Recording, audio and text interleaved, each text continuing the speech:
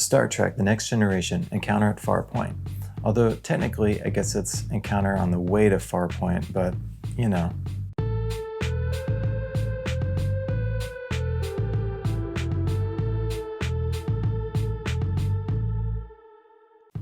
Hey guys, welcome to Deep Space Tennessee. I'm Andrew Scates, and today we're doing a recap and review of the very first episode of Star Trek: The Next Generation, titled Encounter at Farpoint, which first aired in September 1987. In 1986, Star Trek was in the midst of a resurgence of popularity, as Paramount Pictures was about to release The Voyage Home, the fourth motion picture featuring the original cast of the 1960s television show. That fall, Paramount Television also announced Star Trek: The Next Generation, a new television series featuring a new cast and a new Starship Enterprise, set roughly a century after the adventures of the original crew, set to premiere in September of 1987.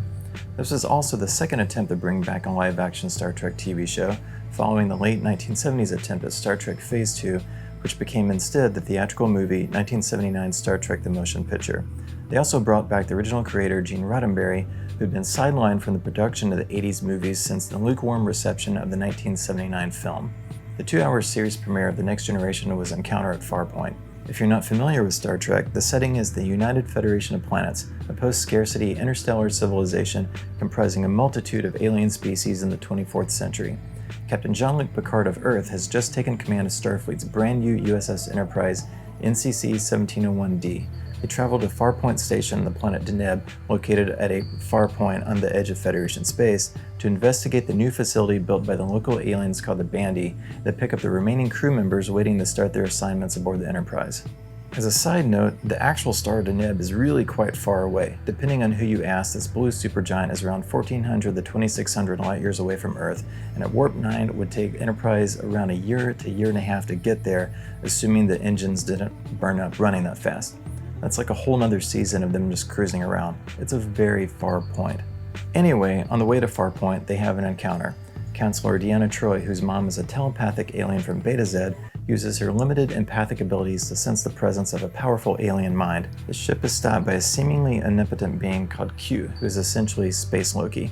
He's determined that humanity is a bunch of troublesome warlike jerks and they shouldn't be running amok in the galaxy, and they should just go back to Earth. Sure, why not? It's only a year back in the opposite direction. Just spend another 26 episodes going back home. Guess all those Starfleet officers at Farpoint will have to find another way home. Also, doesn't that seem like a pretty out-of-the-way place for a meetup? So the Enterprise zips away to get away from Q, who easily catches up with them. Captain Picard decides that for the safety of the apparently large civilian population on board, they must separate the ship's saucer section from the ship's battle section. Anyway, they do that. This burns up at least 5 minutes of screen time. Finally, Q catches up with Enterprise and Picard immediately surrenders. By the way, it's kind of obvious in this episode that the story wasn't long enough for a 2-hour show.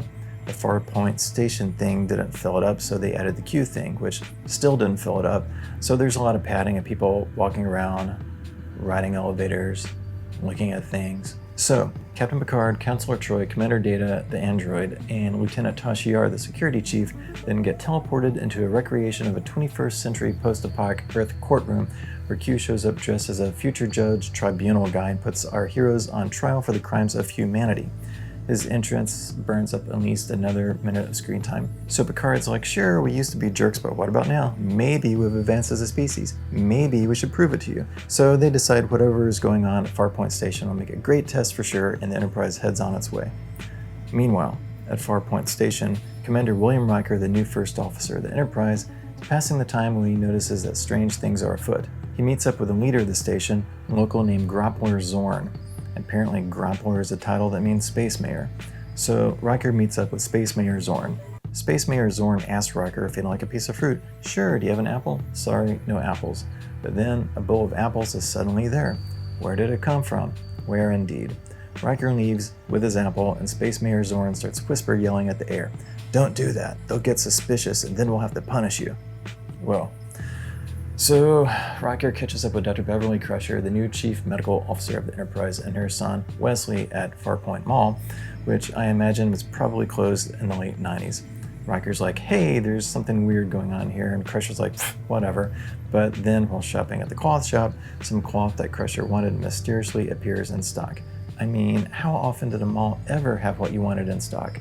Crusher's like, okay, that was weird. Also, it turns out Dr. Crusher knows Picard. Her late husband Jack served with Picard on his last ship, and they were pretty good friends, but he was killed on a mission under Picard's command. Potential for some drama here. The battle section of the Enterprise shows up at Farpoint Station. I'm assuming that they had to pass by the saucer section on the way there, but couldn't be bothered to pick them up from being stranded in deep space, because the saucer section only has impulse drive, which is the Star Trek equivalent of driving in first gear.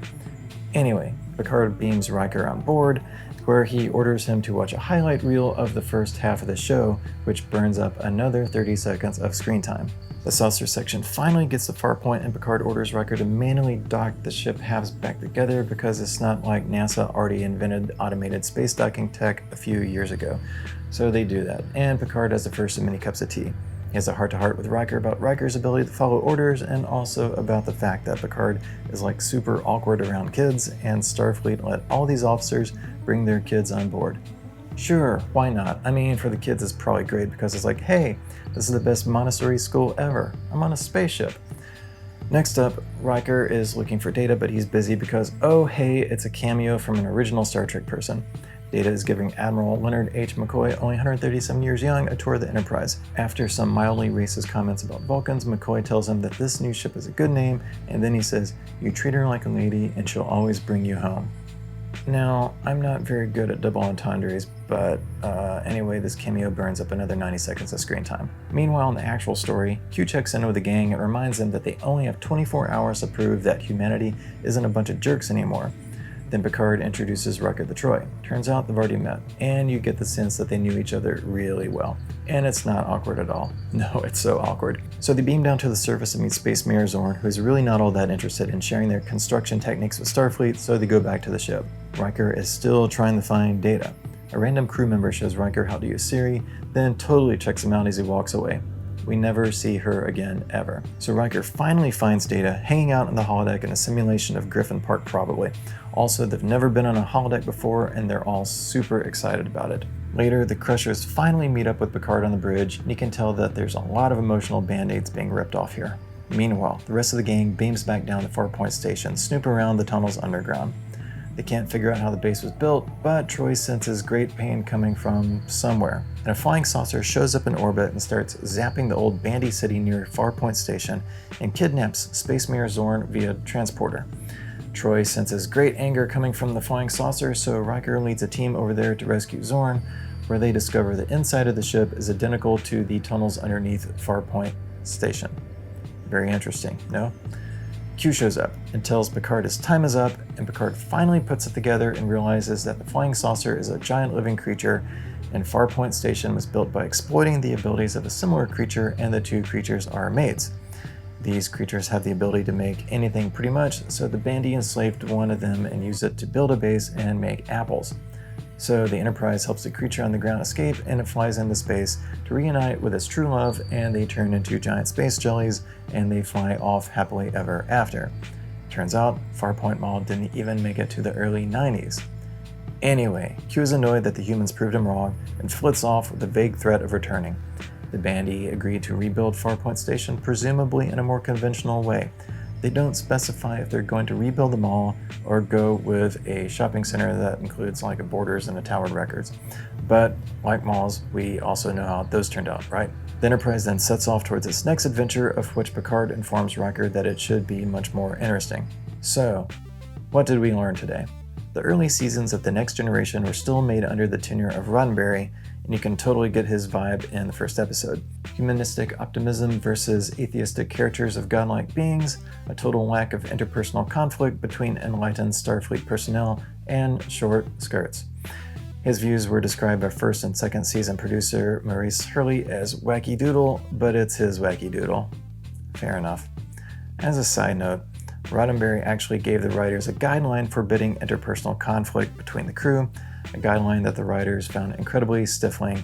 This wasn't relaxed until the end of the second season, when Roddenberry left the show due to his declining health, and Rick Berman took over as executive producer. In a lot of ways, Encounter at Farpoint feels like Roddenberry is picking up where he left off with the motion picture, and the unmade Star Trek Phase 2 back in the 70s. Instead of William Decker and Aaliyah, you have William Riker and Deanna Troi with very similar backstories. Likewise, both the motion picture and Encounter at Farpoint have the crew of the Enterprise defending the worth of humanity to an overpowering alien being.